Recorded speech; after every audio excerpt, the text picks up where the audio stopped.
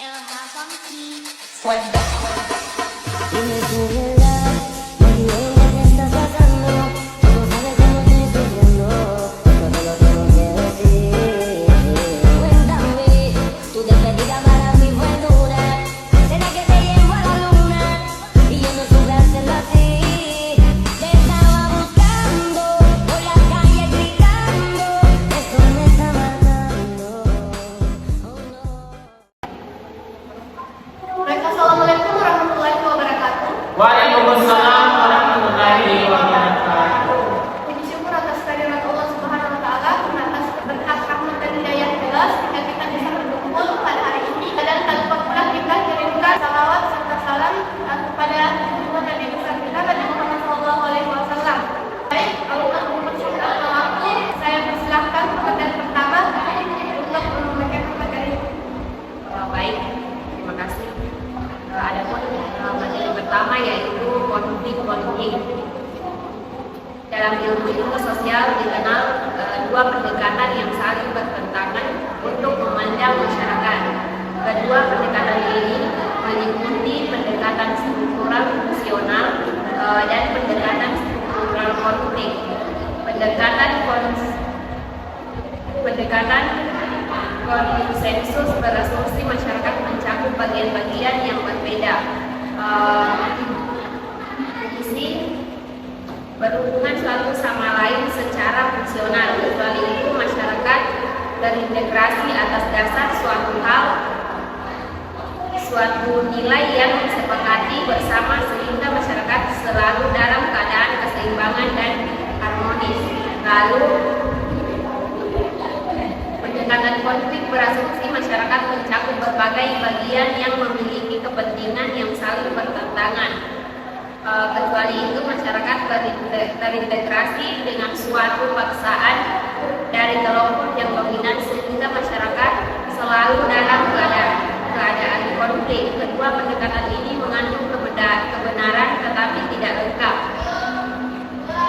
Konflik terjadi antar kelompok yang membutuhkan hal yang sama, tetapi konflik akan selalu menuju ke arah kesepakatan.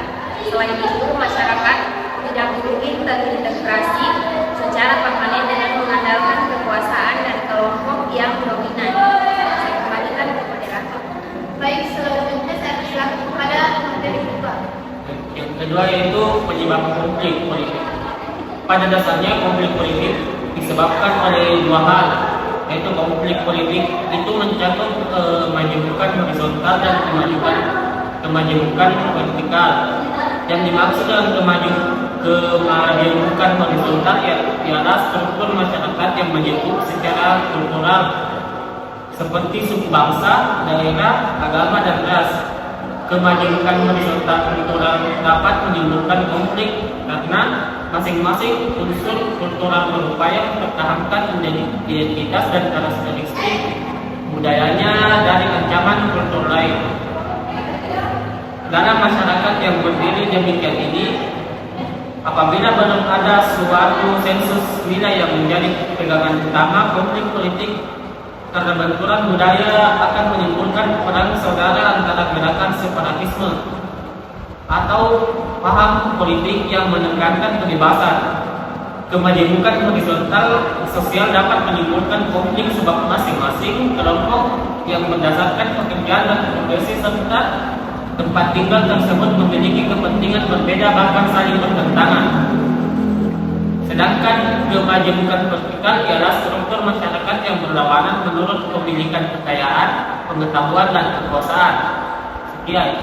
Baik, selanjutnya saya persilakan Nida Sakina setelah materi ketiga. Baik, ada materi ketiga yaitu contoh konflik politik yang terjadi di Indonesia. Yang pertama yaitu peristiwa Madiun. Peristiwa Madiun adalah sebuah konflik kekerasan yang terjadi di Jawa Timur pada September sampai Desember 1948 antara kedua partai PKI dan TNI. Peristiwa ini diawali dengan proklamasinya negara Republik Soviet Indonesia pada 18 September 1948 di Madiun, Kuala Lumpur. Seorang tokoh Partai Komunis Indonesia dengan dibuka oleh Menteri Pertahanan saat itu Amir Khalidudin.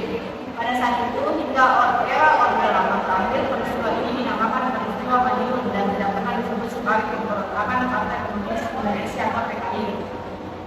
Yang kedua yaitu peristiwa kudeta Angkatan Perang Plato Adil. Peristiwa kudeta Angkatan Perang Plato Adil atau kudeta 23 Januari adalah peristiwa yang terjadi pada 23 Januari 1950, di mana kelompok milisi Angkatan Perang Plato Adil yang ada di bawah pimpinan mantan Kapten KNIL Kalimantan Estelin yang juga mantan komandan Densus Spesial Pon pasukan atau pasukan khusus masuk ke kota Bandung dan membunuh semua orang berseragam TNI yang mereka temui. Aksi gerombolan ini telah direncanakan beberapa bulan sebelumnya oleh Estelin dan akan telah diketahui oleh pimpinan tertinggi militer Belanda kembalikan kepada mereka. Baik, selanjutnya materi keempat. Yaitu cara mengatasi konflik. Mengatasi dan menyelesaikan suatu konflik bukanlah suatu yang sederhana. Tidaknya suatu konflik dapat diatasi tergantung pada kesediaan dan keterbukaan pihak-pihak yang bersengketa untuk menyelesaikan konflik. Berat ringannya bobot atau tingkat konflik tersebut serta kemampuan campur tangan pihak ketiga yang turut berusaha mengatasi konflik yang muncul diatasi oleh pihak-pihak yang bersengketa. Yang pertama yaitu wujud merupakan suatu usaha pendekatan pendekatan dan hasrat untuk kerjasama dan menjalin hubungan yang lebih baik demi kepentingan bersama.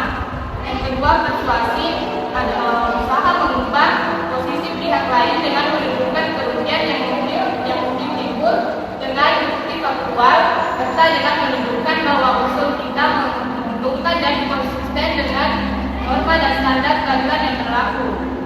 Yang ketiga yaitu tawar-menawar, suatu penyelesaian yang dapat diterima kedua pihak dengan saling mempertukarkan konsekuensi yang dapat diterima. Pemecahan masalah terpadu, usaha menyelesaikan masalah dengan memadukan kebutuhan kedua pihak. Pemaksaan dan penekanan, cara ini memaksa dan menekan pihak lain agar menyerah akan lebih efektif bila salah satu pihak mempunyai wewenang formal atas pihak lain. Saya kembalikan kepada moderator. Baiklah, itulah materi dari kelompok kami. Ada kesimpulannya yaitu dalam ilmu sosial dikenal dua pendekatan yang saling bertentangan untuk memandang masyarakat. Kedua pendekatan ini meliputi pendekatan struktural fungsional atau konsensus dan pendekatan struktural konflik. Pendekatan konsensus berasumsi masyarakat mencakup bagian-bagian yang berbeda sisi tapi berhubungan satu sama lain secara fungsional. Selain itu masyarakat terintegrasi atas dasar suatu nilai-nilai yang disepakati bersama sehingga masyarakat selalu dalam keadaan keseimbangan dan harmonis. Baiklah, itulah pemaparan dari kelompok kami. Wabillahi taufiq wal hidayah. Wassalamualaikum warahmatullahi wabarakatuh. Waalaikumsalam.